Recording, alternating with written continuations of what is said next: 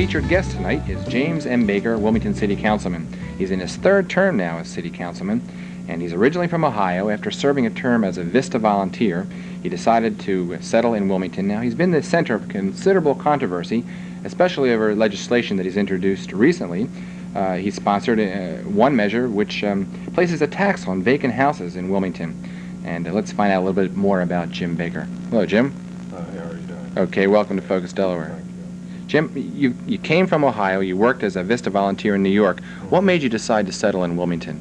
Well, the size of Wilmington, number one, is it's small. It's not like when I was in New York where you get lost in the maze and you can see what you're doing. And also I had a good job offer, so why not? You know, in the past few weeks, we've had a number of guests speaking about the industrial and financial development of Wilmington.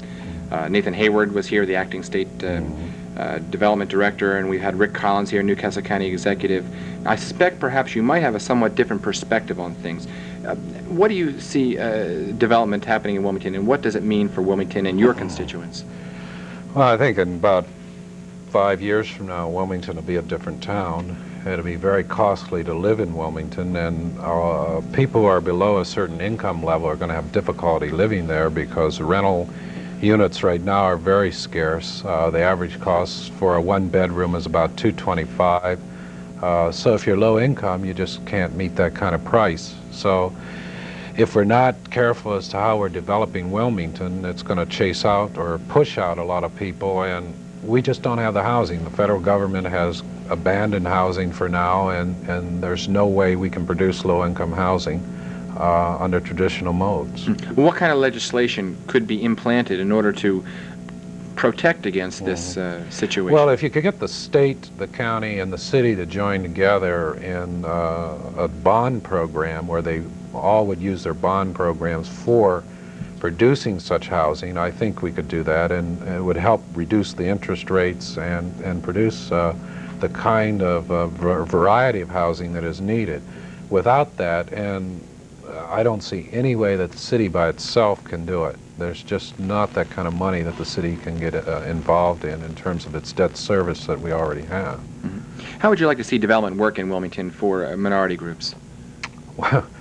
Well, right now, the kind of development that we have in Wilmington is very technical. It's not very technical, but it eventually is technical. You can start out at a certain level, but you eventually should move into more technical ability. We don't have the kind of jobs that meet mass consumption of labor needs, such as plants, industry, and things like that. I don't know if we ever get that kind of a work situation where we could put large numbers of people to work who do not have the skill levels that is necessary for the banking industry or the office kinds of work. If we could do that, that would answer a big chunk of our unemployment problem in the city of Wilmington, or in the state for that matter. So do you see any plan then that you'd like to introduce to bring in more labor-intensive industry towards...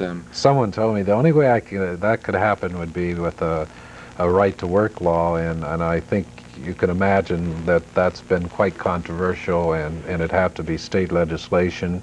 And then there's the argument of paying lower wages and all of the other things that come with that. So right now it doesn't look like it's going to happen unless we can entice somebody through other benefits or tax breaks or what have you. Jim, you recently introduced a law that required that there would be a tax on vacant houses in the city. What was the reason for that measure? Well, people buy houses and they speculate on them, and they just leave them sit and abandon, and they do nothing with them until the price goes up to a certain level, or the government says we're going to come in and we want to buy this house or your houses for development purposes. So in effect what they're doing is causing the economic decline in neighborhoods. They are a detriment to a neighborhood. And that doesn't say that the people who want to speculate does not have the right to do that. They have that constitutional right to buy whatever they want. But they do not have the right to lay on the backs of other people who have tried to live in those neighborhoods and keep their homes and raise their families.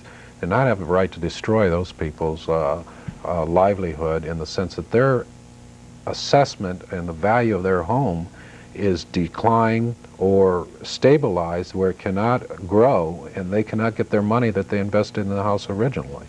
So that's the major purpose of stopping these people from destroying neighborhoods. Now, I understand there's going to be a court challenge to this legislation. What do you think is going to be the outcome of that? Oh, we'll win. I mean, I know he's a lawyer, but I don't care. The Constitution gives him the right to own, but it doesn't give him the right to be destructive. Mm-hmm. Now, I think the argument went that the law was unequal. It was unequally applied because government didn't have the same criteria applying to its properties. Well, it isn't sort of a stupid argument for the government to charge itself for its own houses, which it goes into the same pot. I mean, that's not a legal argument. That's Touché. just a simple argument there. What do you think about displacement or gentrification? Are they serious problems in Wilmington? Well, it's increasing and it's getting more serious. Of course, as the banking center gets developed, there will be more pressure to live close to work and be able to walk there. Already the value of vacant houses in the city of Wilmington has gone through the roof. For example, in my area, a vacant house costs about, and these are bombed shells, cost $25,000. In other areas, we're talking $19,000, $20,000. That's before you put a penny into it. So with this kind of move, yes, it's going to be very hard for average people, I would say from middle down, to keep their homes unless there are some changes made in the economy and all the other areas that we need help. Speaking about changes, what changes do you envision should be made in unemployment area? Plans for unemployed? Well, again, unless we get good education systems that are working with where industry and business is now and training people and educating people towards that, I don't really see that much of a change. Our education system cannot keep up with the technology today. And so people are coming out. It's all right to say basics, reading, writing, and arithmetic, but today that's not enough. And if you put a kid out of high school, he's still going to have to go somewhere to get some kind of training in a technical field or to go to college. So it seems to me that the high school, like other European countries or other foreign countries, when a kid comes out of high school there, he is equivalent probably to 2 years of college in the United States. It seems to me that our school system should upgrade its ability to keep up with the change in the country. That was from the public side, but do you see the private sector as having a responsibility, such as the banks and other businesses, to helping the unemployment situation? Definitely, because it's in their best interest to. And I know that President Reagan says that the private sector is supposed to pick up all these lost billions that they're cutting, but the private sector is not going to do that because of profit need and other kinds of things. But there definitely needs to be an effort on the private sector's part to deal with these problems. Otherwise, to me, the very free enterprise system that they hold up so highly is going to crumble. What advice would you give to the poor and disabled and unemployed people in order to help secure the help that they need from government and from private sectors? Fight. What do you mean by fight? Well, they have to get involved in neighborhood groups. They have to be able to know who their elected officials are. They got to be willing to go into city councils, general assemblies, into county councils. They have to get involved in the political process, vote, know who's, if somebody's representing you, then you should know what they're really representing. If they do these kinds of things and work together, neighborhoods can do a lot on their own, and people can do a lot on their own if they're helping each other, but people today don't want to do that because they're afraid of each other or whatever reasons they're not working together.